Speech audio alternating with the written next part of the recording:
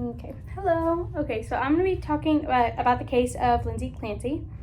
I first off wanted to ask, how many of you want to have children in the future? Crime is something that I am passionate about. I love to listen to Crime Junkies, and I also want children in the future. A big part of this story is postpartum depression and how it is not talked about enough. And it can cause things like what happened to Lindsay Clancy. If you want to have kids, postpartum depression is something that can happen, and you need to know about what it can cause you to do. So you should do your research up on that.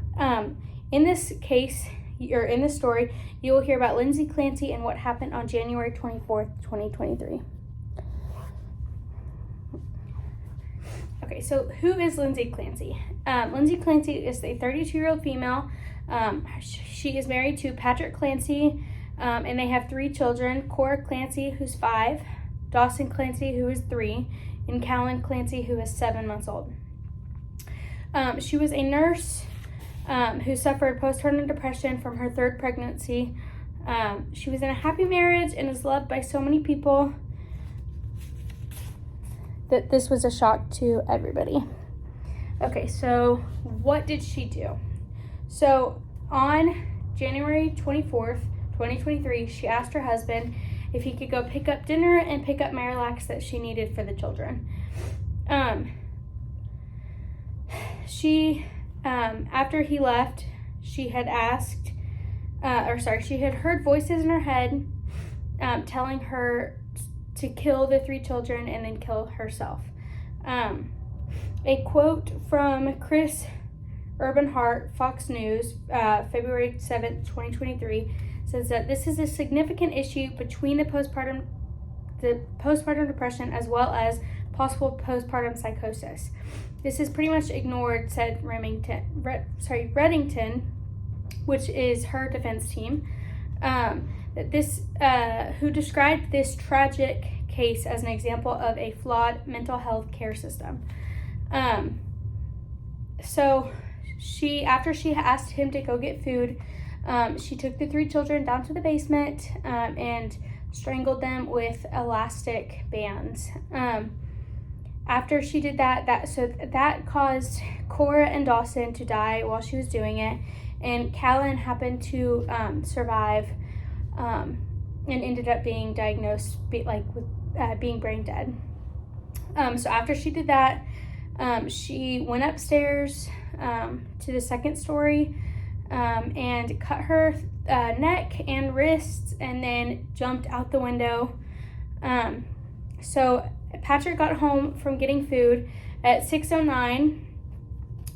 In a quote from Mia Papadopoulos from Boston 25 News on February 10th, 2023, said that after arriving home, there was a silence, and Patrick did not see or hear Lindsay or the children. Patrick called Lindsay again while looking for her. The call was not answered. He then he went upstairs to the 2nd floor and saw broken glass, and then ran outside and found her on the ground. So that's when he asked Lindsay, "What did you do?" She responded, "I tried to kill myself and jumped out the window." Asking his wife, "Where are the kids?" He later told police that she replied, "In the basement." So he goes down to the basement and found his 3 children with the elastic bands still on their neck while he was on the phone with police. So what is going to happen now? So she, after jumping out the window, is now paralyzed from the waist down from a spinal cord injury. She's going to have to go through a lot of therapy, both physical for her body and mental. A quote from Caitlin O'Kane from CBS News, January 30th, 2023, said Lindsay Clancy is in police custody said the Plymouth County District Attorney Tim Crews, and has been charged with 2 counts of homicide and 3 counts of strangulation and assault and battery. I can't imagine how she feels.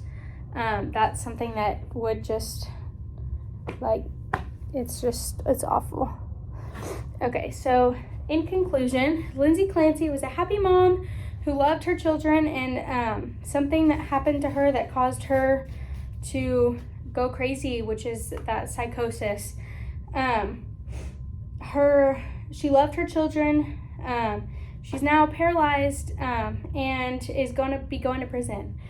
So now that you have heard her story, do you think she should be in prison or in a psychotic facility? Thank you.